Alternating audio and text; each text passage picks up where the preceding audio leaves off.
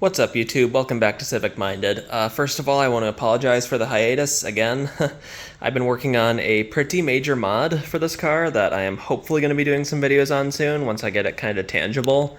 The idea with the tape deck being controlled with a custom circuit, I didn't totally implement that. I just decided to move on to this because I figured this would also get me Android Auto and a couple of other things that I've kind of always wanted in this car. So that's what I've been doing. Been very, very busy on that. That should be ready soon, I'm kind of hoping. But today's mod, you can see on my, or not really mod, more of a repair, you can see on my very messy electronics workbench. That's how engineers think, sorry. I am going to be replacing my blower motor. Should be a fairly simple DIY. I thought I'd just cover it just to put the information out there, you know, I mean, there are some gotchas here and there, but this should be a very simple job. So I'm gonna first demonstrate why that is being replaced. Now, sometimes it's a bit worse, but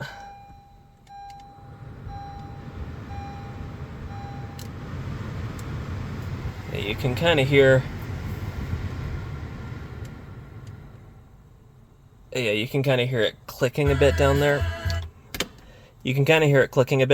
So yeah.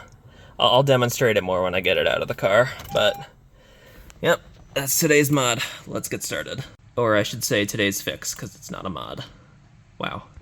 So our blower motor is located in the passenger side footwell. Yep, we 9th Gen Civic guys have it pretty easy. Well, reasonably easy. That is it right there. There are a total of 5 screws that we need to remove. 2 of them are Phillips head, and the other 3 are Torx bits. I will get a size in a second here. They are T20, so there's one in the front here. There's one kind of in the back here. So it's going to help if you've got a screwdriver like this that can be angled. That will definitely help. And then the last one is right here. So I'll take those 3 off and I'll show you what to do. And I stand corrected. The one on the right is actually much closer to the front than I pointed out, but this one on the left is where you need your bendy screwdriver. With those out, the motor is kind of loose, but you'll notice there's this plastic bracket. I don't know what this is. Maybe this might be no, it covers the electrical connector, but there's this plastic bracket covering it, and that is held on by 2 Phillips head screws. One of them is not that one that's in view. Let me try to get my camera centered over my finger here. That sounded really wrong, but one of them is here, kind of oriented behind the bracket on the right, and the other is in this deep well here. So I'm going to change this to a Phillips bit and we'll get those out. So I got it started, not completely loose, but I now have access to the last thing holding this thing in, which is a connector right there. On the right side, it's a tab, very simple. Squeeze it, push the motor up, squeeze this, pull down on it, which is obviously easier said than done when you're filming. But there we go.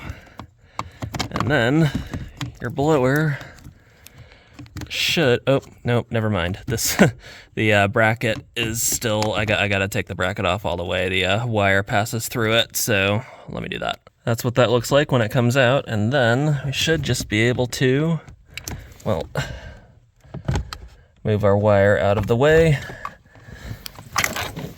And there we have it, and I'll show you what it's doing. Yeah, you hear that, right? Let me get, hang on. Here it is inside, and yeah, you can hear it clicking there. If I spin it the other way, it doesn't do it, but yeah.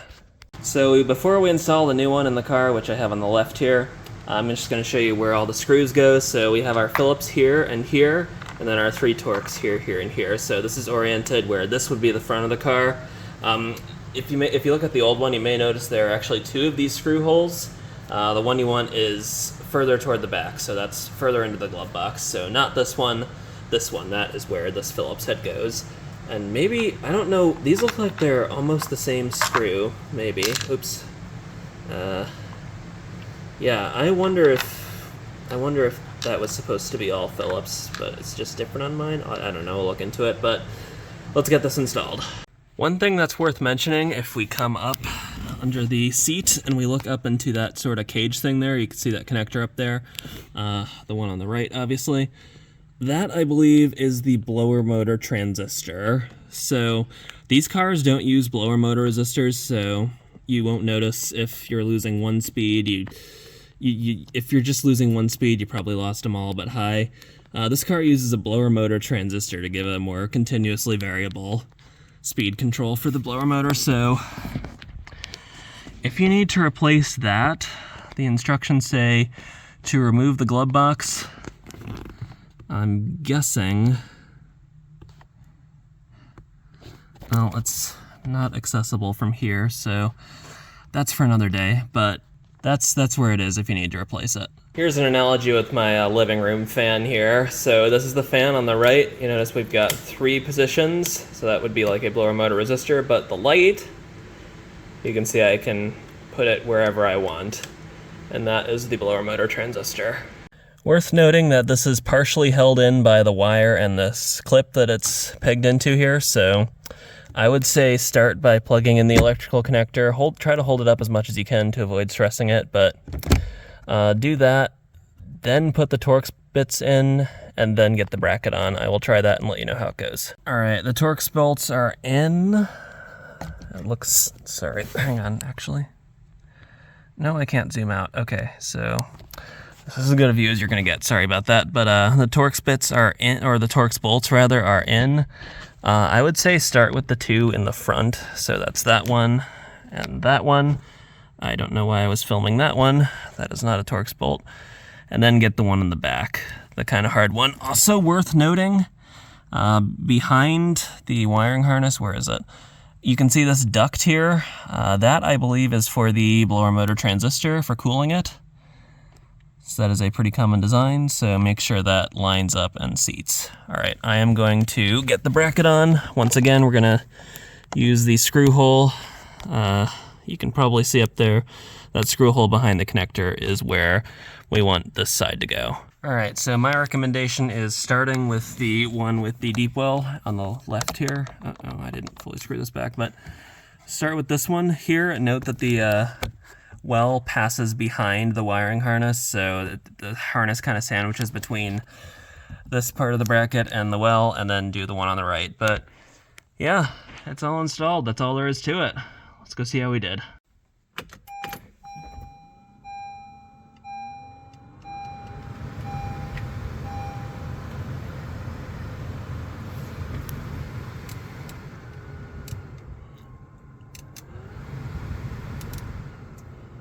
It whines a bit more maybe, but no more clicking, so success. Awesome. And that's all there is to it. I know, pretty simple DIY, but I figured I'd make it, show you guys the process, show you guys where the screws are, and that is one of the very few jobs on this car where you'll need an actual Torx bolt for. That took me about half an hour, and I was filming it, so it should definitely take you guys. It should be a pretty quick fix for you guys. As always, if you have a question, comment, leave me a comment, send me a direct message, shoot me an email, aidenscivicminded@gmail.com. And as always, drive safe, have fun, and I will see you in the next one. That'll hopefully be a fun mod, but we'll see.